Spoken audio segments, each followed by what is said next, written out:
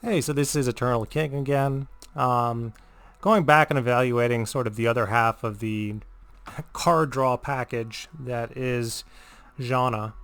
And there's already been so much draw and cycling in LOR. I don't know if we needed an entire set introducing two more champions to cycle and draw and have that be their entire kit, but that's what we're getting. Um, Looking forward to that. Um, I think eventually we'll reach a point where in LOR where any card that doesn't essentially replace itself. Like people don't know what the term cycling means, and I'm going to lay this out. This is an MTG term where like you play a creature, and then that creature draws you a card. Hence, you're cycling through your deck as you're playing board threats.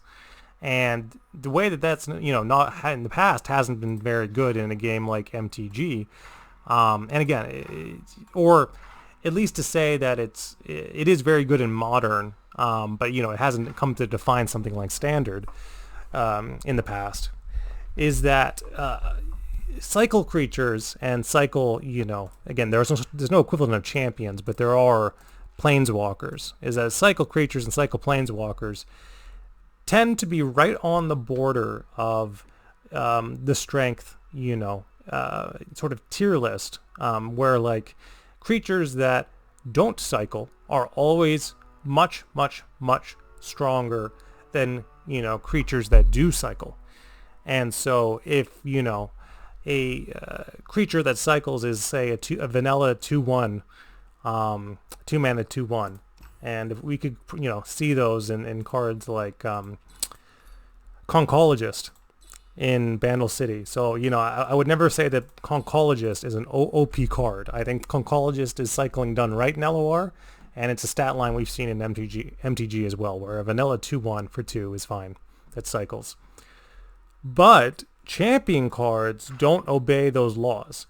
So, for example, Auction can be a 2-2 quick attacker that cycles. And it doesn't just cycle, but will in fact draw you cards, provide card advantage down the road, because he levels and then you get another landmark and you keep drawing and drawing and drawing. And not just drawing, but, thinning out your, basically scrying through your deck and picking the card that you want. Yes, Updraft. The main difference between Updraft and kind of any other draw in LOR is that Updraft is fleeting.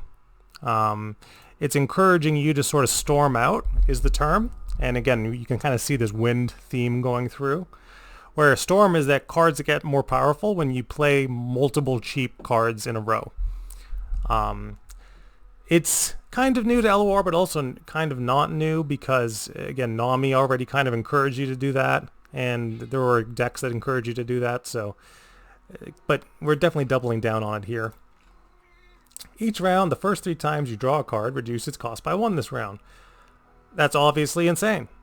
I can't really stress how powerful that is, and the fact that she's got 4 health as well, and so she can't be like get excited or a lot of removal, targets 3 health. No, she's nuts. I would say that this is probably one of the most powerful 4-mana champions we've seen in LOR in a long time. I think she makes Kindred very sad. Especially old Kindred when he was 5 mana. Oh my god. Kindred's not as bad now, but like look at what she does.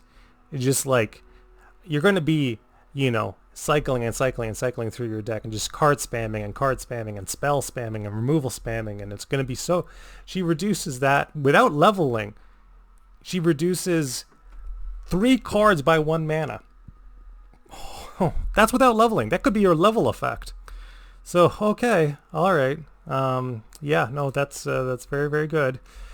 And then, of course, when she does successfully level, she just gets to draw for free, and you don't even have to synergize her with other cards. So as long as she's sticking to the board as a 3/5, and she's pushing elusive damage, then you just get to draw. So, again, this card is also nuts, and it's in PNZ, which is scary. So... I know that I think Riot's overcompensating, where like you had the Poro King and you had a bunch of, you had Bird Lady, you had a bunch of champions that people were like, well, these are cool, but they're not strong enough to be played, therefore they shouldn't exist in the game. And that was kind of the argument that Majin Bey and those folks were making. So instead, the solution is hard left turn. Let's print 2 of the strongest card advantage champions that have ever been printed in LOR. Make them storm cards and, you know, basically outvalue any, you know, like, you know who's really sad? Karma. Oh my god, poor Grappler. I don't think, you know, if Grappler hadn't quit LOR, if he saw Janna and Nilla, he would cry. Because they're doing everything Karma wants to do, and they're doing it for, you know, I don't know, 10 mana less. You know, they're doing it on curve at 2 mana and 4 mana, and they're doing everything Karma wants to do. So, but better. So, yeah, that's basically where we're at with LOR, where, you know, everything needs to be on curve cycling value. And not only that, we're also getting this kind of new storm mechanic where, you know, mana reductions on draw. And, you know, spell synergy, you know, draw. And, man, 4 mana deny is going to feel really bad into this. You know, you're spending a full 4 mana and they're playing like 0 mana Formless Blades. You know, you're going to be pretty sad. 0 mana Gale Song Call. You know, this guy's going to be a 0 mana 2/3. And then you could say, well, they'll run out of cards. No, they won't. They're PNZ. They won't run out of cards. They're PNZ Bilgewater. There's no way that they ever run out of cards. So everything I'm seeing here is super problematic. I think that these 2 champions are going to be insanely strong. And, you know, if they aren't insanely strong in Standard, which, again, they might not be, they will absolutely dominate Eternal. But that's only if, you know, Auction gets nerfed. Because, once again, Auction is even faster than these cards. Like, when I say that these cards are broken, I mean, like, their value ceiling is exceptionally high. They can do so much relative to their mana cost. But then again, Auction can do that at 2 mana. And doesn't need to have Janna or card support or cycle in the value 6 cards deep. He just does it on curve. So again, you know, when I say that these cards are insane, I'm obviously talking about like a post-Auction nerf world that, you know, these cards will be playable. But after that, they'll be insane. So they will have their time in the sun. If it isn't right now, it'll be sort of after the next hotfix. This is Eternal King signing out. One more champ evaluation left to go.